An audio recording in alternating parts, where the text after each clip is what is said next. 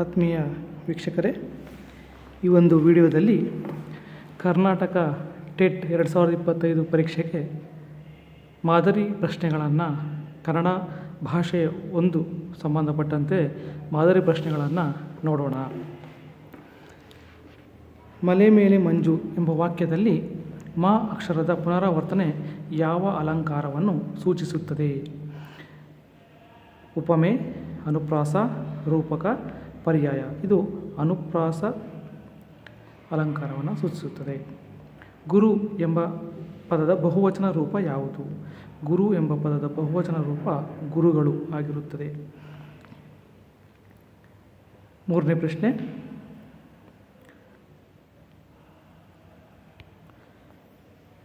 ನಾನು ಶಾಲೆಗೆ ಹೋಗುತ್ತೇನೆ ವಾಕ್ಯದಲ್ಲಿ ಕ್ರಿಯಾಪದ ಯಾವುದು? ಇದರಲ್ಲಿ ಹೋಗುತ್ತೇನೆ ಅನ್ನುವಂಥದ್ದು ಕ್ರಿಯಾಪದ ಆಗಿರುತ್ತೆ. ಕಾವ್ಯ ಎಂಬ ಪದದ ಅರ್ಥ ಏನು?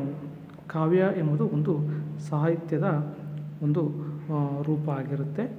ನೆಕ್ಸ್ಟು 5ನೇ ಪ್ರಶ್ನೆಗೆ ಹೋಗೋಣ. ಕನ್ನಡ ಲಿಪಿಯಲ್ಲಿ ಒಟ್ಟು ಎಷ್ಟು ಸ್ವರಗಳಿವೆ? ನೋಡಿ, ಕನ್ನಡ ಲಿಪಿಯಲ್ಲಿ ನಮಗೆ 13 ಸ್ವರಗಳಿದ್ದಾವೆ. 6ನೇ ಪ್ರಶ್ನೆ, ಸೂರ್ಯ ಪೂರ್ವದಿಂದ ಉದಯಿಸುತ್ತಾನೆ. ಇದು ಯಾವ ವಾಕ್ಯ ಪ್ರಕಾರ? ಇದು ನಿಜಾರ್ಥಕ ವಾಕ್ಯ ಪ್ರಕಾರ ಆಗಿರುತ್ತೆ. 7ನೇ ಪ್ರಶ್ನೆ, ಬಾಲಕ ಬಂತು ಈ ವಾಕ್ಯದಲ್ಲಿ ಕರ್ತೃ ಯಾವುದು ಅಂತ ಇದೆ. ಕರ್ತೃ ಬಾಲಕ ಅನ್ನೋದು ಕರ್ತೃ ಆಗಿರುತ್ತೆ. ಅಮ್ಮ ಊಟ ಮಾಡುತ್ತಿದ್ದಾಳೆ, ಇದು ಯಾವ ಕಾಲದ್ದು ಅಂತ ಕೇಳಿದರೆ ಇದು ವರ್ತಮಾನ ಕಾಲದಲ್ಲಿರ್ತಕ್ಕಂಥ ಒಂದು ವಾಕ್ಯ. 9ನೇ ಪ್ರಶ್ನೆಗೆ ಹೋಗೋಣ. ಆನೆ ಅರಣ್ಯದ ರಾಜ ಎಂಬ ವಾಕ್ಯದಲ್ಲಿ ಯಾವ ಅಲಂಕಾರವಿದೆ? ಈ ವಾಕ್ಯದಲ್ಲಿ ರೂಪಕ ಅಲಂಕಾರ ಇದೆ. ಪುಸ್ತಕ ಪದದ ಕ್ರಿಯಾಪದ ರೂಪ ಯಾವುದು ಅಂತಿದೆ. ಪುಸ್ತಕ ಪದದ ಕ್ರಿಯಾಪದ ರೂಪ ಓದು ಅನ್ನೋದಾಗಿದೆ. ಎಷ್ಟು ಸುಂದರ ನಿಸರ್ಗ ಯಾವ ವಾಕ್ಯ ಪ್ರಕಾರ ಇದು? ಇದು ವಿಸ್ಮಯಾರ್ಥಕ ಕೊಡ್ತಕ್ಕಂಥ ವಾಕ್ಯ ಪ್ರಕಾರ ಆಗಿದೆ. ನೆಕ್ಸ್ಟು ಪ್ರಶ್ನೆ ನಂಬರ್ 12 ನೋಡೋಣ. ಅವರು ಕ್ರೀಡಿಸುತ್ತಿದ್ದಾರೆ ಪ್ರಥಮ ಪುರುಷ, ದ್ವಿತೀಯ ಪುರುಷ ಅಥವಾ ತೃತೀಯ ಪುರುಷನ ಅಂತ ಕೇಳಿದರೆ ಇದು ತೃತೀಯ ಪುರುಷ ಆಗಿರುತ್ತೆ. ಮುಂದಿನ ಪ್ರಶ್ನೆ, ಕನ್ನಡ ನಮ್ಮ ತಾಯಿ ಭಾಷೆ, ಇದರ ಪೂರಕ ಯಾವುದು? ಇದರ ಪೂರಕ ನಮ್ಮ ತಾಯಿ ಭಾಷೆ ಆಗಿರುತ್ತೆ. ಪ್ರಶ್ನೆ ನಂಬರ್ 14, ಪಾಠವನ್ನು ಓದಿದವನು ಕ್ರಿಯೆಯ ಕಾಲ ಯಾವುದು ಅಂತ ಕೇಳಿದ್ದಾನೆ. ಇದರ ಕಾಲ ಭೂತಕಾಲ ಆಗಿರುತ್ತೆ. ಪ್ರಶ್ನೆ ನಂಬರ್ 15, ಮಕ್ಕಳು ಆಟ ಆಡುತ್ತಾರೆ ಕರ್ತೃ ಬಹುವಚನವೇ ಅಂತ ಕೇಳಿದ್ದಾನೆ. ಇಲ್ಲಿ ಕರ್ತೃ ಮಕ್ಕಳು ಆಗಿರೋದ್ರಿಂದ ಇದು ಬಹುವಚನ ಆಗಿರುತ್ತೆ. ಹಾಗಾಗಿ ಇದಕ್ಕೆ ಉತ್ತರ ಹೌದು ಆಗಿರುತ್ತೆ. ಬರೆಯು ಎಂಬ ಕ್ರಿಯಾಪದದ ಭೂತಕಾಲ ರೂಪ ಯಾವುದು ಅಂತ ಹೇಳಿದೆ. ಭೂತಕಾಲ ರೂಪ ಬರೆದನು ಆಗಿರುತ್ತೆ. ಪುಷ್ಪ ಪದದ ಸ್ತ್ರೀಲಿಂಗ ರೂಪ, ಪುಷ್ಪದ ಪದಕ್ಕೆ ಸ್ತ್ರೀಲಿಂಗ ರೂಪ ಇರುವುದಿಲ್ಲ, ಅದಕ್ಕೆ ಸ್ತ್ರೀ ರೂಪ ಇರುವುದಿಲ್ಲ. ಕವಿತೆ ಓದಿದೆ ವಾಕ್ಯದಲ್ಲಿ ಕ್ರಿಯಾಪದ ಓದಿದೆ ಆಗಿರುತ್ತೆ. ಆಪ್ಷನ್ ಬಿ ಓದಿದೆ ಆಗಿರುತ್ತೆ.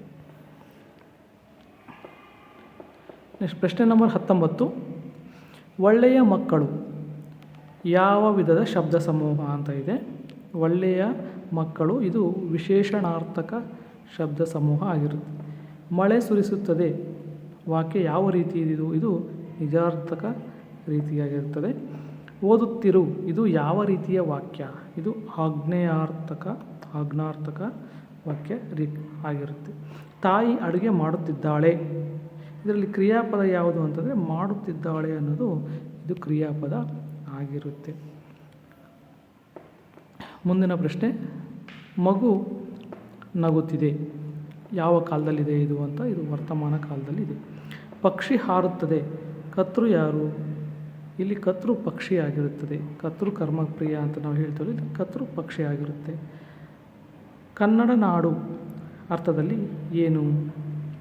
ಕನ್ನಡ ಭಾಷೆ ಸ್ಥಳ, ಕನ್ನಡ ಮಾತನಾಡುವ ಪ್ರದೇಶ ದಕ್ಷಿಣ ಭಾರತ. ಇದು ಕನ್ನಡ ನಾಡು ಅಂದರೆ ಕನ್ನಡ ಮಾತನಾಡುವ ಪ್ರದೇಶ ಆಗಿರುತ್ತೆ.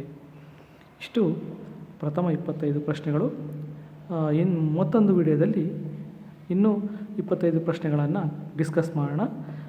ಇಲ್ಲಿವರೆಗೂ ನೀವು ನಮ್ಮ ಚಾನಲನ್ನು ಸಬ್ಸ್ಕ್ರೈಬ್ ಮಾಡಿಲ್ಲ ಅಂದರೆ ಮುಂದಿನ ವಿಡಿಯೋ ನಿಮಗೆ ನೋಟಿಫಿಕೇಷನ್ ಬರಬೇಕು ಅಂದರೆ ದಯಮಾಡಿ ನಮ್ಮ ಚಾನಲನ್ನು ಸಬ್ಸ್ಕ್ರೈಬ್ ಮಾಡಿ, ಬೆಲ್ ಐಕಾನನ್ನು ಒತ್ತಿ. ಧನ್ಯವಾದಗಳು.